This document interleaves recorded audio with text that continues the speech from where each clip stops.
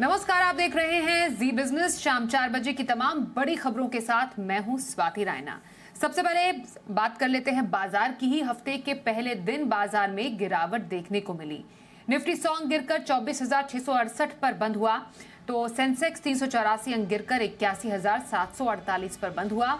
Nifty bank में हमने देखी 2 अंकों की मामूली गिरावट और यहां 53,581 के लेवल पर क्लोजिंग देखी गई। बाजार में और किन स्टॉक्स में देखी गई हलचल बता रही हैं हमारी सहयोगी Neha Anand. Mid caps and small caps are back in action. अगर ऐसा कहें तो गलत नहीं होगा, क्योंकि 2 सत्रों की सुस्ती दिखाने के बाद हमने देखा कि आज जो मंडे की शुरुआत हुई और जो पूरा ट्रेडिंग सेशन रहा है वो पूरी तरह से मिड कैप और स्मॉल कैप शेयरों के नाम ही रहा है और सबसे ज्यादा स्ट्रेंथ हमने यहीं पर बनते हुए देखी है। अब अगर निफ्टी बैंक निफ्टी की बात की जाए तो यहां पर आप कह सकते हैं कि ऊपरी स्तरों से मुनाफा वसूली हावी हो गई। शुरुआत अच्छी हुई थी लेकिन ये तेजी टिकी नहीं और फिर प्रेशर यहां पर आ गया। बैंक निफ्टी ने निफ्टी के मुकाबले थोड़ा बेहतर प्रदर्शन दिखाया है। जितने भी लॉसेस थे उसको अब क्लोजिंग की तरफ ये पैर करते हुए नजर आया है, यानी कि जो दिन के उच्चतम स्तर है वहां पर जाकर बैंक निफ्टी बंद होता हुआ दिखाई दिया। निफ्टी को ज्यादा मशक्कत यहां पर करनी पड़ी है। अब अगर निफ्टी के टॉप गेनर्स की बात की जाए तो doctor Reddy's, IndusInd bank, power grid, HDFC life, ये कुछ ऐसे स्टॉक्स रहे जिनमें आज स्ट्रेंथ देखने को मिली है।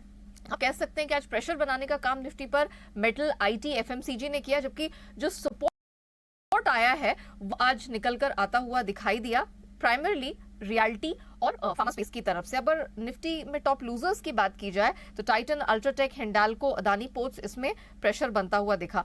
खबरों के दम पर कुछ स्टॉक्स यहां पर चलते हुए दिखाई दिए। बेसिकली रेलवे का फ्लेवर वापस लौटता हुआ दिखाई दिया। भर भर के यहां पर ऑर्डर्स की बरसात हो रही है। इसी के दम पर हमने देखा आज राइट्स चलता हुआ दिखाई दिया और एफकॉन्स इंफ्रास्ट्रक्चर में भी अच्छी स्ट्रेंथ देखने को मिली। डिक्सन टेक्नोलॉजीज 5% मजबूत होता दिखाई दिया और वॉकहार्ड, इनकी एक दवा है जो काफी कारगर साबित हो रही है लीवर ट्रांसप्लांट के केस में। अगर देखा जाए तो इस खबर का भी भरपूर फायदा स्टॉक को मिलता हुआ दिखाई दिया। रियल्टी, जैसे मैंने कहा, पूरी तरह से एक्शन में रहे हैं। Oberoi realty, Prestige, Valor, Ajmera realty, इन सब में हमने देखा 3.5 से 6.5% की स्ट्रेंथ देखने को मिली। कुछ और भी टॉप गेनर्स रहे मिड कैप स्पेस के, Avanti feed, Sundaram finance, Bajaj health care, Emami paper.